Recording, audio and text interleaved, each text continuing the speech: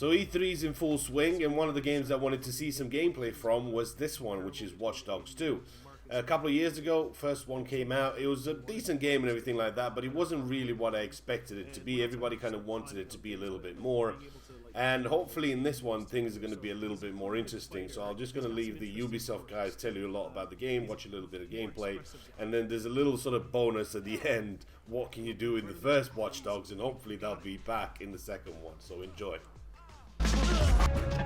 The new idea for hacking in Watch Dogs 2 is to let the player create his own solutions. We're adding a lot more depth to hacking.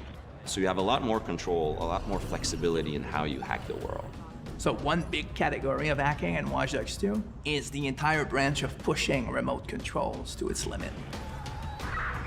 One of the big things on Watch Dogs is hacking vehicles. I think this is a real game changer because vehicles are everywhere in the world, and if you can hack into the drive system of a car, you can pretty much drive it wherever you want. So making sure if you see a forklift in the world, it shouldn't be a forklift. You can just like move the box up, down. You should, just like a camera, press a button and become that thing. One of the core things that we're doing is we're opening up the game with Watch Dogs 2. You can hack every character. You can hack every car in the game. And you can hack most of the electronics within the city. So that's a lot of... So if you want to play the game completely non-lethal and not actually kill anybody, you can totally do that. We're playing with a lot more crafted items and a lot more of little devices that you can use. One of the things that people kind of like that we've done, they really like what we've done, is we've created toys for Marcus. He has an RC jumper. It's got little wheels, and it's even got this little robotic arm that he can sort of deploy, and he can interact with things. He can unplug things and replug them and take out screws. It's a neat little toy. And then the other gadget he's got is this quadcopter. And it's more about scouting and being the eye in the sky. First-person view on it is incredible, because you're just zipping through the city. It feels like you're flying. Well, you are flying. In multiple ways. For example, I could hack one person and distract them, have their phone ringing so they look at their phone to create a distraction. Later on in the game, you'll also be able to do things we call mass hacking, which is, well, why only hack one if you could hack them all? There's one thing that I really believe about Watch Dogs players is that there is no Watch Dogs player. There are many types of Watch Dogs players. You should be deciding how you want to play the game.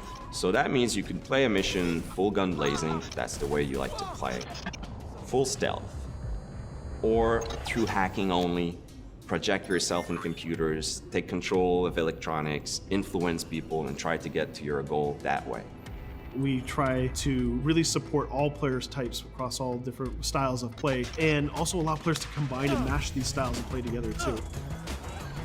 If you've been playing a certain way for a while, we want the game to kind of challenge you to try different things, but also not force you into playing the game a certain way.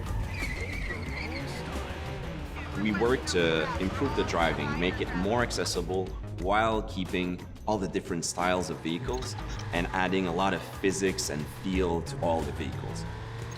So we keep the depth, but have more accessibility. The team is super happy with the result we've had, and I hope gamers will be just as excited.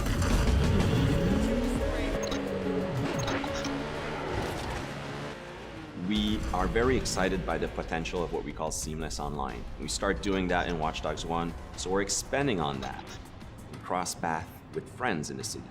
So you playing in single player and you're crossing path with another player who's also playing in single player. Both of you are members of DedSec, so you're friends, and you can just walk up to each other, you'll say hello, hit the button, and form a co-op team. And what we're going to be showing in the next couple of months is an example of how those things work together to create magical gameplay moments.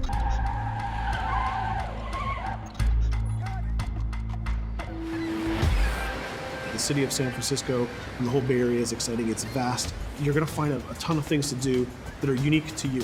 Basically build your own moments. You know, create a situation that you start laughing at and you say, wow, this happened, and you want to share it with friends. You don't want to just be like a roller coaster or a theme park ride where I go through all the same beats as everybody else. You decide what you want to be spending your time doing.